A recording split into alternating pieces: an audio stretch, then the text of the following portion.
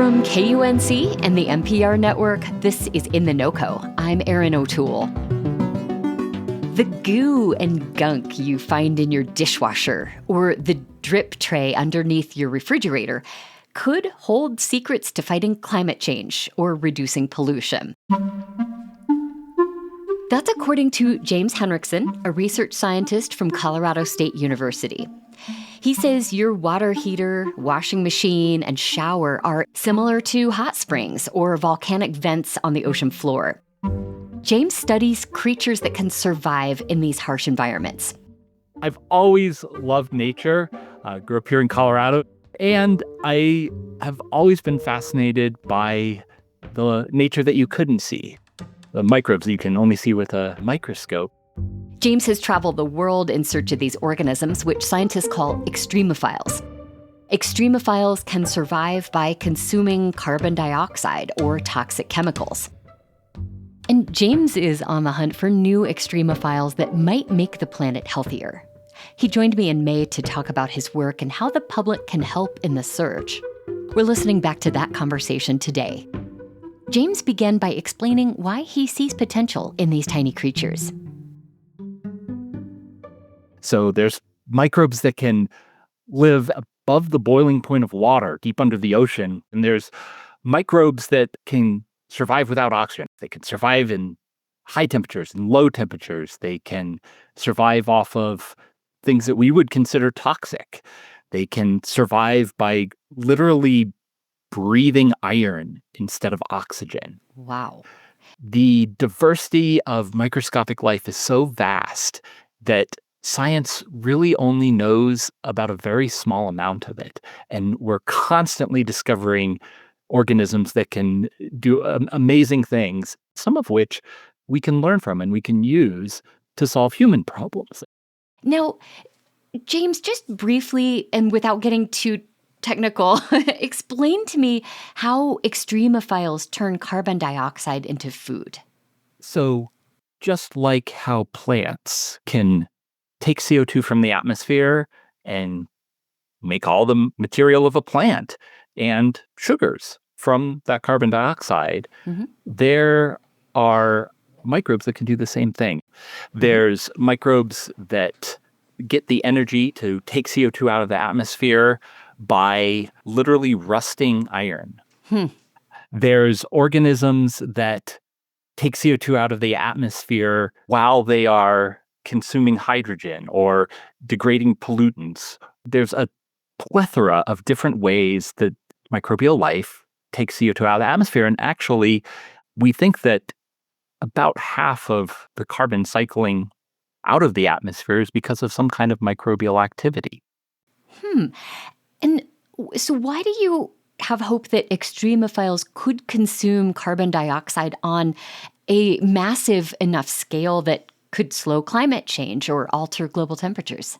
So when we look to nature for technology to try to solve human problems, I always sort of try to think about how you would actually want to use the technology. And climate change is such a large problem, we're going to have to use a lot of different technologies to solve it and change a lot of our behaviors. And biology has some particular strengths that I think can solve this problem, partially because that's how nature cycles carbon dioxide out of the air anyway. It's a huge amount of CO2 that's being constantly removed and added by nature. And so humans have just put that a little bit out of balance. So we can use the same processes that are capturing CO2 now to solve our problems. So one place where we release a lot of CO2 is from fossil fuel power plants. And you have this concentrated CO2, often with some unusual sulfur and nitrogen compounds that can be toxic. It's often high temperature. That concentration of CO2 is a very extreme environment. And these organisms that are from high CO2 environments, from springs that have very high amounts of carbon dioxide and they're thriving there, well, that environment looks a lot like the environment where you might want to capture carbon dioxide in a fossil fuel power plant. They'd be up to the job. Okay. Exactly. They'd be perfectly at home. One place you have talked about finding helpful microbes is in drip trays under our refrigerators. You think these organisms may eventually help reduce toxic waste. Can you briefly talk about how they would do that? Absolutely. And actually, as part of the Extremophile in the Home project with citsci.org, we're asking people to look in all sorts of drip trays that are in our homes. There's drip trays that capture water underneath your air conditioner and under your refrigerator. And in some of those drip trays, you might find a sort of brownish, reddish slime. Yeah, you might be very upset to find this because it might clog your drains, cause problems, but I'd be very excited if you would tell me about this, because what we think is going on in those situations are there's microorganisms that are growing and thriving in this water that is coming from the atmosphere. There's very low nutrients in it, and they're growing by capturing CO2 out of the atmosphere and by transforming the iron that these trays can be made out of to get the energy to do that. And so the brownish masses you've seen, they've literally pulled it out of thin air. And other researchers have looked into this kind of material as a solution to pollution problems from acid mine drainage, and maybe even as a way of capturing not just toxic metals like mercury, but rare earth metals in mining. The research James is doing isn't limited to microbes that people find in their homes and send to him. Recently, he's been looking for extremophiles in what are known as carbonated hot springs, or hot springs that emit carbon dioxide. He says there are more of these springs in Colorado than any other state. Every time we go back into the backcountry of Colorado to sample one of these high CO2 springs, some are high temperature, some are low temperature, we find amazing extremophilic life. And we also, often talking with folks from the area, find other springs nearby that no one knew about. And even some of the chemistry and microbiology that could be going on there.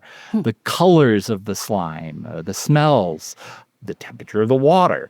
All of these things actually tell you a lot about the microscopic life that is there. I guarantee there's something living there.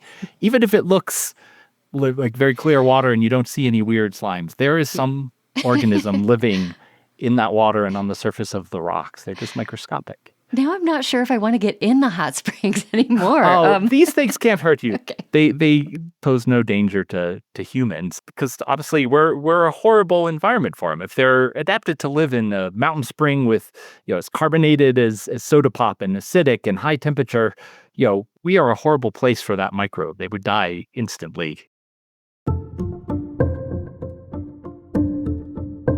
James Henrikson researches extremophiles at Colorado State University. I spoke with him in May.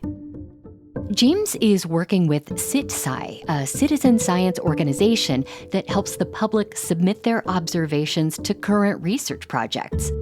We'll include a link where you can submit images of what you find under your fridge or in your air conditioning unit in our show notes and at KUNC.org. That's it today for In The NoCo. I'm Erin O'Toole. Thanks so much for listening.